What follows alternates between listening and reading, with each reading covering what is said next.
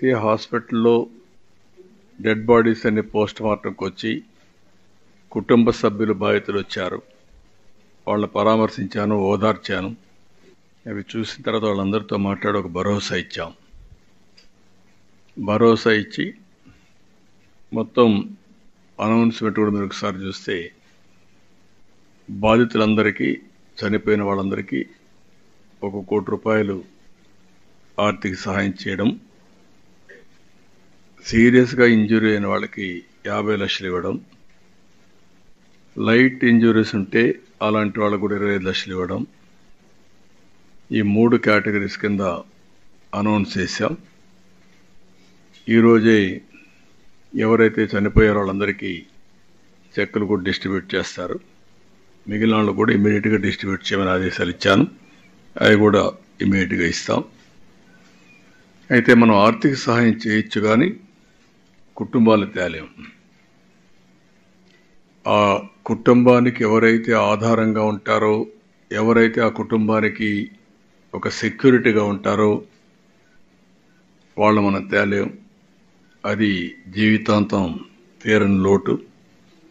ఒక పక్క ఇండస్ట్రీస్ రావాలి, కానీ రెండో పక్కన కూడా సేఫ్టీకి కూడా అంతే ప్రాధాన్యత ఇవ్వాలి. నేను ఇవాళ ఇప్పటికైనా ఒకటే మాట చెప్తా ఉన్నా, చంద్రబాబు నాయుడుకి ఇదే మాట చెప్తా ఉన్నా. కాంపన్సేషన్ అన్నది ఎంపతితో ఇవ్వాలి, సానుభూతితో ఇవ్వాలి, ఇవ్వాల్సిన సమయంలో ఇవ్వాలి.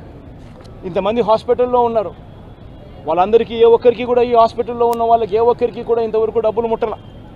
వాళ్ళందరికీ కూడా మనం ఇస్తామని చెప్పిన డబ్బులు వెంటనే ఇప్పించే కార్యక్రమం చేయండి.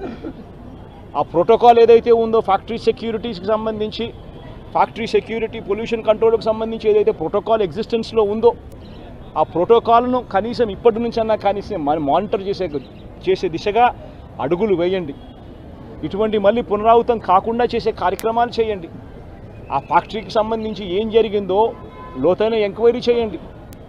అడిగినప్పుడు నేను ఇక్కడ బాధితులను పరామర్శించినప్పుడు, బాధితులను అడుగుతా ఉన్నప్పుడు నేను అడిగా, ఆ ఫ్యాక్టరీకి సంబంధించిన విషయాలకు సంబంధించి కూడా తెలుసుకునే ప్రయత్నం చేశా.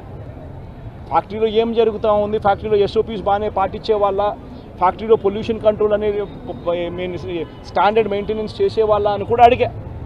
అవన్నీ కూడా బాగానే జరిగేటివే అన్న, బాగానే జరిగేటివే, కానీ ఇది ఎందుకు జరిగిందో తెలియదన్నా అని చెప్పి చెప్తా ఉంటాను. నేను ఫ్యాక్టరీలకు సంబంధించి వాళ్ళని ఏదో యాజమాన్యానికి సంబంధించి ఎవరన్నా కానీ ఆ యాజమాన్యం వాళ్ళు ఏదో తప్పులు పట్టాలని, ఇంకోటి పట్టాలని నేనేం చెప్పడం నా. బట్ లోతైన ఎంక్వైరీ అయితే జరగాలి. ఎందుకు తప్పు జరిగిందో తెలుసుకోవాలి. తెలుసుకొని ఇటువంటి మళ్ళీ పునరావృతం కాకుండా అటువంటివన్నీ కూడా చెక్స్ పెట్టి దాన్ని బ్లాక్ చేయాలి.